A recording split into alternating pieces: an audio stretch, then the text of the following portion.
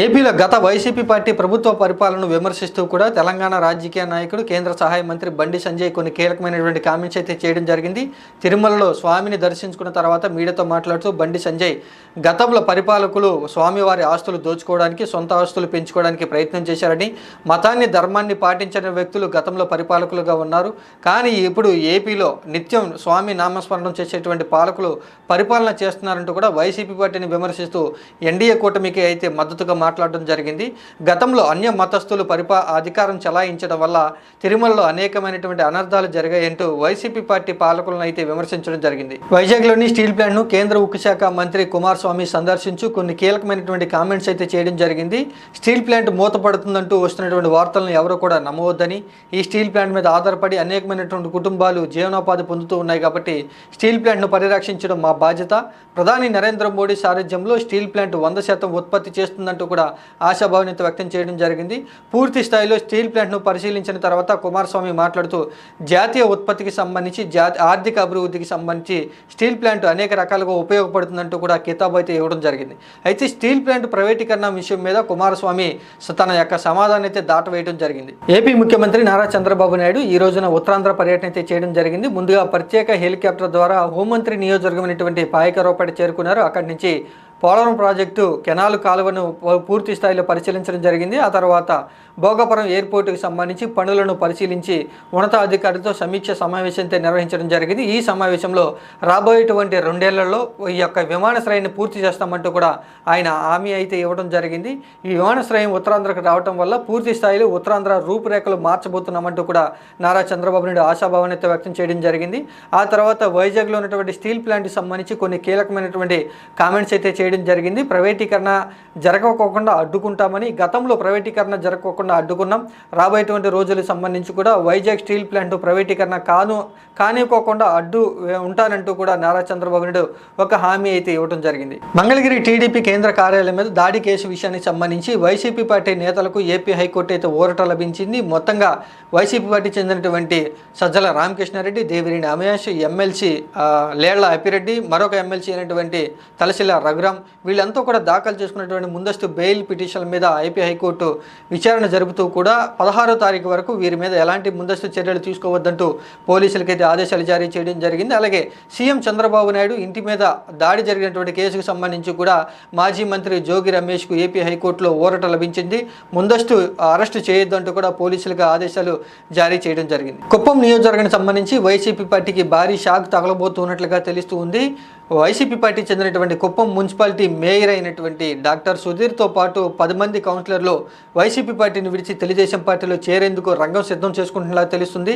Telugu Desam party అధినేత ముఖ్యమంత్రి నారా చంద్రబాబు నాయుడు సమక్షంలో వైసీపీ పార్టీని విడిచి తెలుగుదేశం పార్టీ కండువా కప్పుకోబోతున్నారంటూ వార్తలు అయితే వస్తూ ఉన్నాయి. కుప్పం నియోజకవర్గంలో వైసీపీ పార్టీ నాయకులు పార్టీ మారడాన్ని స్థానికంగా ఉన్నటువంటి తెలుగుదేశం పార్టీ నాయకులు తీవ్ర స్థాయిలో వ్యతిరేకిస్తూ ఉన్నారు.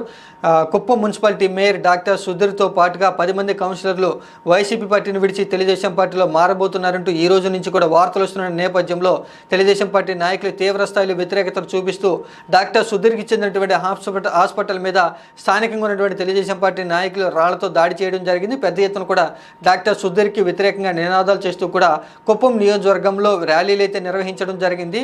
డాక్టర్ సుధీర్ రాజకీయ స్వభావం కోసమే వైసీపీ పార్టీని విడిచి అధికారంలో ఉన్నటువంటి తెలుగుదేశం పార్టీలో చేరేందుకు ప్రయత్నాలు చేస్తూ ఉన్నారు. ఎట్టి పరిస్థితుల్లో కూడా తెలుగుదేశం పార్టీలో చేర్చుకోవద్దంటూ కూడా స్థానికంగా ఉన్నటువంటి కుప్పం నియోజకవర్గ తెలుగుదేశం పార్టీ నాయకులు అధిష్టానం దృష్టికి తీసుకొస్తామంటూ కూడా పెద్ద ఎత్తున ర్యాలీలు అయితే నిర్వహించడం జరిగింది. నినాదాలు చేస్తూ కూడా డాక్టర్ సుధీర్కి చెందినటువంటి హాస్పిటల్ను ధ్వంసం చేయడం జరిగింది. తాడేపల్లిలో నిర్మాణంలో ఉన్నటువంటి వైసీపీ పార్టీ ఆఫీసు కూల్చివేత విషయం మీద ఏపీ హైకోర్టులో ఈ రోజున విచారణ అయితే జరిగింది. కోర్టు ఆదేశాలు ఉన్నా కూడా సిఆర్డీఏ అధికారులు తమ పరిధిని దాటి కోర్టును ధిక్కరణ చేస్తూ కూడా తమ ఆఫీసును కూల్చివేశారంటూ వైసీపీ పార్టీ చెందినటువంటి కొంతమంది నాయకులు ఏపీ హైకోర్టును ఆశ్రయించారు. ఈ పిటిషన్ మీద విచారణ జరిపినటువంటి హైకోర్టు కేసునైతే వాయిదా వేయడం జరిగింది. కూల్చివేత చేయొద్దు అంటూ ఏపీ హైకోర్టు ఆదేశాలు ఇచ్చినా కూడా కోర్టు ధిక్కరణ చేస్తూ సిఆర్డీఏ అధికారులు పార్టీ ఆఫీసును కూల్చివేశారంటూ వైసీపీ పార్టీ అయితే ఆరోపణలు చేస్తూ ఉంది. సోషల్ మీడియాలో తండ్రి కూతుళ్ల బంధాన్ని కించపరుస్తూ కామెంట్లు చేసినటువంటి యూట్యూబర్ ప్రణీత్ హనుమంతును హైదరాబాద్ పోలీసులు నాంపల్లి కోర్టు ముందైతే హాజరుపరచడం జరిగింది. 14 రోజుల పాటు నాంపల్లి కోర్టు రిమాండ్ అయితే విధించడం జరిగింది. నిన్నటి రోజున బెంగళూరులో అదుపులో తీసుకున్నటువంటి హైదరాబాద్ సైబర్ క్రైమ్ పోలీసులు ఈ రోజున నాంపల్లి కోర్టు ముందైతే ఉంచడంతో కోర్టు 14 రోజుల పాటు రిమాండ్ అయితే విధించింది. గత కొన్ని రోజుల క్రితం యూట్యూబర్ ప్రణీత్ హనుమంతు కొంతమంది యువకులతో కలిసి తండ్రి కూతుళ్ల బంధాన్ని కించపరుస్తూ ఒక వీడియో మీద అభ్యంతరకరమైనటువంటి కామెంట్స్ అయితే చేయడం జరిగింది. ఈ కామెంట్స్ మీద మొత్తంగా వీడియో మీద అన్ని వైపుల నుంచి విమర్శలు అయితే రావడం జరిగింది. కొంతమంది ప్రముఖులు కూడా ఈ వీడియో మీద స్పందిస్తూ ప్రణీత్ హనుమంతును అదుపులో తీసుకోవాలంటూ కూడా డిమాండ్ అయితే చేయడం జరిగింది. వచ్చినటువంటి ఫిర్యాదుల మేరకు తెలంగాణ సీఎం రేవంత్ రెడ్డి కూడా స్పందిస్తూ ప్రణీత్ హనుమంతును అదుపులో తీసుకోవాలంటూ పోలీసులకు ఆదేశాలు జారీ చేయడంతో నిన్నటి రోజున బెంగళూరులో ప్రణీత్ హనుమంతును అదుపులో అయితే తీసుకోవడం జరిగింది. మొత్తంగా పోక్సో యాక్ట్ కింద ప్రణీత్ హనుమంతు మీద 4 సెక్షన్లకు సంబంధించి కేసునైతే నమోదు చేయడం జరిగింది. తన వాట్సాప్ నంబర్ బ్లాక్ అయిందంటూ కూడా స్వయంగా నారా లోకేష్ ప్రజల దృష్టికి అయితే తీసుకురావడం జరిగింది. ట్విట్టర్లో ఒక పోస్ట్ పెడుతూ గత కొన్ని రోజుల నుంచి ప్రజల నుంచి పెద్ద ఎత్తున కూడా ఫిర్యాదులు వస్తున్న నేపథ్యంలో సాంకేతిక కారణాల చేత మేటా సంస్థ తన యొక్క వాట్సాప్ను బ్లాక్ చేసిందంటూ పోస్ట్ ద్వారా అయితే తెలపడం జరిగింది. ఇంక ఎవరైనా సరే తన దృష్టికి ఫిర్యాదులు తీసుకురావాలంటే వాట్సాప్ నెంబర్కి కాకుండా తన ఈమెయిల్కు పంపించాలంటూ ఒక ఈమెయిల్ అడ్రస్ను కూడా నారా లోకేష్ పోస్ట్ చేయడం జరిగింది. గత కొన్ని రోజుల నుంచి కూడా ప్రజా దర్బార్ నిర్వహిస్తున్నటువంటి నారా లోకేష్ తన దృష్టికి వాట్సాప్ ద్వారా కూడా ఫిర్యాదులు చేయొచ్చు అంటూ గతంలో ఒక నెంబర్ అయితే ఇవ్వడం జరిగింది. ఇప్పుడు ఆ వాట్సాప్ నెంబర్ కూడా బ్లాక్ అవడంతో ఈమెయిల్ ద్వారా తనకు ఫిర్యాదులు అందజేయొచ్చు అంటూ నారా లోకేష్ తన యొక్క ఈమెయిల్ అడ్రస్ను పోస్ట్ చేయడం జరిగింది. ఏపీ ప్రభుత్వం నూతనంగా ఇచ్చినటువంటి తల్లికి వందనం పథకానికి సంబంధించి మార్గదర్శకాల మీద వైసీపీ పార్టీ విమర్శలు చేస్తూ ఉంది. నూతనంగా ఇచ్చిన మార్గదర్శకాల ప్రకారం ప్రతి తల్లికి ఏడాదికి ప్రభుత్వం 15,000 రూపాయలు వారి అకౌంట్లో జమ చేస్తుందంటూ జీవోని అయితే జారీ చేయడం జరిగింది. ఈ జీవో మీద వైసీపీ పార్టీ విమర్శలు చేస్తూ గతంలో కూటమి ప్రభుత్వం ఎన్నికల సమయంలో ఎంతమంది పిల్లలుంటే అంతమందికి 15,000 చొప్పున 15,000 కంటే ఎక్కువగా ఆర్థిక సాయం చేస్తామంటూ కూడా హామీ ఇచ్చారని, ఇప్పుడు నూతనంగా ఇచ్చినటువంటి జీవో ప్రకారం కేవలం ప్రతి తల్లికి ఏడాదికి 15,000 రూపాయలు ఇవ్వబోతున్నారంటూ వైసీపీ పార్టీ విమర్శలు ప్రశ్నిస్తూ ఉంది. గతంలో ఇచ్చినటువంటి అమ్మఒడి పథకానికి ఇప్పుడు ఇచ్చినటువంటి తల్లికి వందనం పథకానికి సంబంధించి పెద్దగా తేడా ఏమీ లేదంటూ వైసీపీ పార్టీ అయితే కూటమి ప్రభుత్వాన్ని విమర్శిస్తూ ఉంది.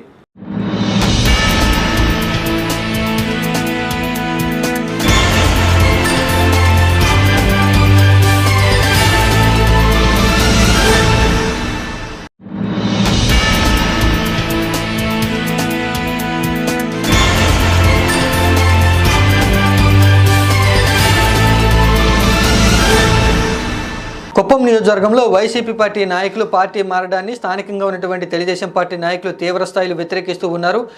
కుప్పం మున్సిపాలిటీ మేయర్ డాక్టర్ సుధీర్తో పాటుగా 10 మంది కౌన్సిలర్లు వైసీపీ పార్టీని విడిచి తెలుగుదేశం పార్టీలో మారబోతున్నారంటూ ఈ రోజు నుంచి కూడా వార్తలు వస్తున్న నేపథ్యంలో తెలుగుదేశం పార్టీ నాయకులు తీవ్రస్థాయిలో వ్యతిరేకతను చూపిస్తూ డాక్టర్ సుధీర్కి చెందినటువంటి హాస్పిటల్ మీద స్థానికంగా ఉన్నటువంటి తెలుగుదేశం పార్టీ నాయకులు రాళ్లతో దాడి చేయడం జరిగింది. పెద్ద ఎత్తున కూడా డాక్టర్ సుధీర్కి వ్యతిరేకంగా నినాదాలు చేస్తూ కూడా కుప్పం నియోజకవర్గంలో ర్యాలీలు అయితే నిర్వహించడం జరిగింది. డాక్టర్ సుధీర్ రాజకీయ స్వలాభం కోసమే వైసీపీ పార్టీని విడిచి అధికారంలో ఉన్నటువంటి తెలుగుదేశం పార్టీలో చేరేందుకు ప్రయత్నాలు చేస్తూ ఉన్నారు. ఎట్టి పరిస్థితుల్లో కూడా తెలుగుదేశం పార్టీలో చేర్చుకోవద్దంటూ కూడా స్థానికంగా ఉన్నటువంటి కుప్పం నియోజకవర్గ తెలుగుదేశం పార్టీ నాయకులు అధిష్టానం దృష్టికి తీసుకొస్తామంటూ కూడా పెద్ద ఎత్తున ర్యాలీలు అయితే నిర్వహించడం జరిగింది. నినాదాలు చేస్తూ కూడా డాక్టర్ సుధీర్కి చెందినటువంటి హాస్పిటల్ను ధ్వంసం చేయడం జరిగింది.